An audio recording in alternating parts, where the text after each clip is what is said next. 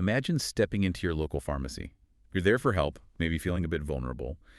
And the person behind the counter, he's not just a pharmacist. He's seen as a pillar of the community. Dr. Khaled, everyone respected him. A role model, some even called him chic. A virtuous educator. For 2 decades, that was the image, the trusted face. Yeah, exactly. Yeah. But okay, let's unpack this. Because that image, that absolute trust, it was apparently a complete construct, a mask. A meticulously crafted one. Right. So our mission today is to trace how someone could maintain this double life for 20 years, completely calculated, and how it all came crashing down, really by chance, on October 22nd, 2023. And it's more than just, the crime itself. It's about the psychology behind it. The cynical use of, what you might call 100 faces, using virtue, piety, as a tool purely for self-interest. A weapon, almost. Precisely. To really get it, we have to go back, way back, 20 years, back to when the blueprint for this whole deception was first drawn up. Okay, so that takes us to 2003. Khaled's finishing pharmacy school. And by all accounts, he was smart, ambitious even. But ambitious in a very specific way. It seems his driving force wasn't professional achievement or serving the community. It was pure self-interest, transactional. And the transaction needed capital. Exactly. He did the math, basically. Opening a pharmacy costs a lot. A graduate's starting salary. Low. He saw a long road ahead and decided, nope. He needed a shortcut. A quicker path to wealth. And that shortcut involved finding someone to exploit, preferably a wealthy female classmate. Enter Nadia. She fit the bill perfectly, didn't she? High-achieving, yes, but crucially, very wealthy family and deeply religious conservative values. The perfect target profile for his plan. So it wasn't just about money, it was about crafting the right approach, the right script. He couldn't just be charming, he had to be pious. Instantly. He adopted this whole persona, devout, committed, the exemplary religious young man, completely counter to his real nature, it seems. He knew that piety was the key, right? For her family, that religious performance guaranteed trust much faster than just being a good pharmacist ever could. And the engagement period, it's really telling. He was testing boundaries. Nadia apparently recalled moments later things she called oversteps. What kind of oversteps? Maybe excessive closeness, things that felt a bit off given the pious image he was projecting. But she didn't bolt if she noticed things were off. That's the power of the mask. He built this image of virtue so effectively that when she felt doubt, she didn't question him. She rationalized it. So she thought it was maybe just youthful exuberance or, intense feelings. Exactly. She explained it away. And Khaled learned from this. He realized he had to maintain that pious persona, constantly reinforce it to secure the marriage and, the financial benefits that came with it. So the marriage happens. The mask worked. What's next in the plan? Phase 2 kicks in immediately. He pressures Nadia. Use your family's money. Buy a pharmacy now. And he was insistent, wasn't he? That the pharmacy, legally, had to be in her name. Yes. Which, on the surface, he could spin. Plausible deniability, maybe avoiding suspicion about where the money came from. But it was strategic. How so? Well, think about it. The pharmacy, presented as their shared dream, their foundation, it instantly became his domain. He controlled it from day one. Right.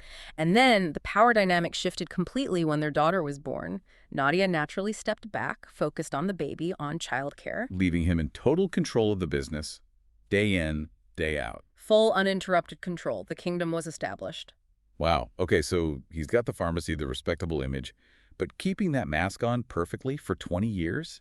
That must take a toll. Did cracks start to show? Oh, absolutely. Maintaining that level of deception is exhausting. And the cracks, interestingly, started appearing around the ownership of the pharmacy itself. He wanted it in his name. Years later, yes. He started pressuring Nadia repeatedly, transfer the deed. And his tactics became, pretty cynical, weaponizing their relationship, even fear. What kind of excuses did he use? 2 main lines of argument, both quite manipulative. First, the protector angle. How did that work? He'd say things like, if the business stays in your name, you could face tax problems, legal issues. Let me take the risk. I'll put it in my name to protect you, protect the family, framing it as his noble sacrifice. Wow. And the second tactic? The trust angle. Basically arguing, you trust me with yourself, you trust me with our daughter, how can you not trust me with the pharmacy? It's illogical, it's insulting. Using trust as leverage. Precisely. But here's a crucial point. Despite all this pressure, despite 20 years of him seemingly being this perfect husband and father, Nadia refused. She didn't transfer it. Why not? Her intuition, something just didn't feel right. There were these small things over the years, moments of odd behavior, maybe unnecessary coldness, inconsistencies he'd quickly smooth over, little flashes behind the mask. Not enough to expose him, but enough to make her hesitate on signing everything over. Exactly. Those little cracks, however small, were enough to save her from giving him complete legal ownership. Okay, so fast forward. 20 years into this charade. The pressure is building internally, perhaps, and his behavior starts getting stranger. Increasingly strange, yes. The main thing was this new routine. He'd come home from the pharmacy and immediately lock himself in a specific room. For hours sometimes. And his reason? He needed deep, intense concentration to memorize the Quran. Of course. The virtuous educator doubling down on his piety in the evening. The perfect cover. Until it wasn't. What happened? The breaking point wasn't about the locked room. It was their daughter. Now a young woman. She suddenly had a complete breakdown, refusing to go to school, refusing to eat, just shut down. Oh, no. What triggered it? When Nadia finally gently pressed her, the daughter confessed something horrific. Her father, Dr. Khaled, had come into her room late at night, demanded she remove her clothes. He looked strange, she said.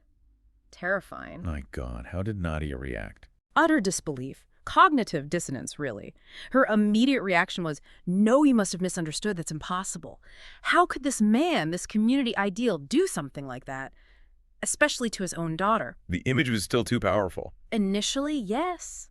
But she confronted him? And Khaled? First, denial, straight out of his usual script. Yeah. But then, something shifted. He just confirmed it, admitted it. Just like that. With complete, chilling calmness. No remorse, no explanation, just a cold promise right there in front of their terrified daughter. Okay, I won't do it again. That level of coldness, it's not just lack of remorse, is it? It's control. It absolutely is. It left Nadia totally paralyzed. How do you even begin to process that? How do you tell anyone? The shame, the fear, the sheer impossibility of explaining this collapse? Yeah. She was trapped in silence. But the silence couldn't last. Something had to give. A simple mistake, the kind that unravels everything. One day, Khaled rushed out to work and forgot his work laptop, his essential laptop. And Nadia? Her trust was gone, completely evaporated. She felt she had to look. Officially, maybe she told herself she was checking pharmacy accounts, something justifiable. But she needed evidence. Answers. So she opens the laptop. What does she find? She's looking for financial files, maybe emails. But she finds this folder, strangely named, suspiciously named. And inside? Inside. 55 video clips. 55? Of what? Not just random files, raw surveillance footage from a camera he had secretly installed inside the pharmacy in one of the interior rooms. Which room? The private one. Yeah. You know, where injections are given, where sensitive medications might be administered, where patients are most vulnerable. Oh, God. The videos showed. They showed Dr. Khaled harassing and assaulting girls, women, even small children, people who had come to him for medical help. It was sickeningly clear. The victims were non-consenting. They looked scared, confused, unlikely to report him. He was the trusted authority figure, after all. This was how he was fulfilling his needs. This was the reality behind the Pious mask. And that wasn't all she found, was it? No. She also discovered a huge, hidden collection of pornographic films on the same laptop. So the locked room, the Quran memorization. A complete lie. A cover story for his secret life. In that moment, Nadia realized the horrifying truth. The man she'd been married to for 20 years was a total stranger, a predator. What did she do? She must have been terrified he'd come back. She acted incredibly fast. She copied all 55 videos onto a separate hard drive. Then, methodically, she deleted every single one from his laptop, secured the evidence. Wow. The presence of mind. Absolutely critical. Because when Khaled came home, he saw the laptop, maybe saw it had been moved or accessed. He knew instantly. He understood his world had just ended. Final confrontation. Yes. And when Nadia confronted him, now armed with undeniable proof, his response wasn't remorse. It was, well, brazen arrogance. He confessed again. Oh, he confessed. With this sense of utter entitlement, claiming it was just, satisfying a desire like it was nothing. Unbelievable. And then he tried one last manipulation, didn't he? Yeah. His final, most cynical move. Instead of begging for mercy, he tried to turn the tables. He reminded her, quite coldly, remember, the pharmacy is legally in your name. If you report this, you're the one who faces the public disgrace, the ruin. Trying to silence her with shame and fear one last time. It was a desperate, disgusting attempt. But it didn't work. Nadia had the proof. She wasn't paralyzed anymore. What was her next step? Decisive. She demanded a divorce. Immediately. And then she took that hard drive, the one with the 55 videos, and walked straight into the police station. Met with investigators. And that date, that was October 22nd, 2023. The day the official complaint was filed. The day the empire of lies finally crumbled. The legal process, thankfully, moved quite quickly after that. The surveillance footage was authenticated. The evidence was overwhelming. What happened at the trial? Did he maintain the facade? Right to the bitter end. Inside the defendant's cage, he stuck to his script. Denied everything. He actually claimed his wife and daughter were conspiring against him, maliciously trying to defame him, steal his property, the laptop, the hard drive, his phone. Blaming the victims. Unbelievable. But his daughter was there, in court. She actually stood up and confronted him directly, yelled at him for what he did to her and to all the others shown in those horrific videos. Powerful moment. Incredibly powerful. And ultimately, despite his denials, the evidence was irrefutable. Dr. Khaled was convicted. What was the sentence? 10 years. 10 years of rigorous imprisonment. 10 years. And the community, the people who trusted him, called him Sheikh. Profound shock. Utter betrayal. How could the man they looked up to, the virtuous role model, have been living such a monstrous double life right under their noses? It really forces you to question everything. It really does. So what's the takeaway here? What does this whole horrifying story mean? Well, it's a stark illustration, isn't it? The dangerous power of a meticulously crafted public image, especially when that image is built on virtues like piety, things society inherently trusts. He weaponized that trust. Used it as a shield for 2 decades. Exactly. For financial gain, for personal gratification, for exploitation, it highlights how someone can operate in plain sight, protected by the very values they pretend to uphold. And we have to mention the courage of Nadia and her daughter. Facing down that kind of betrayal, the threat of public shame to report him, that took immense strength. Absolutely. Their actions didn't just bring him to justice for what he did to them. They potentially protected countless others. They ensured he was held accountable, and they were apparently, understandably relieved to see that happen. A small measure of justice, at least. Which brings us to a final thought, really. Something for you, the listener, to maybe mull over. How do we, as individuals, as communities, protect ourselves when the very persona of a trusted leader, a doctor, a teacher, a religious figure might be nothing more than a performance? A script written purely for exploitation. How do we see behind the mask when the mask is designed to be perfect?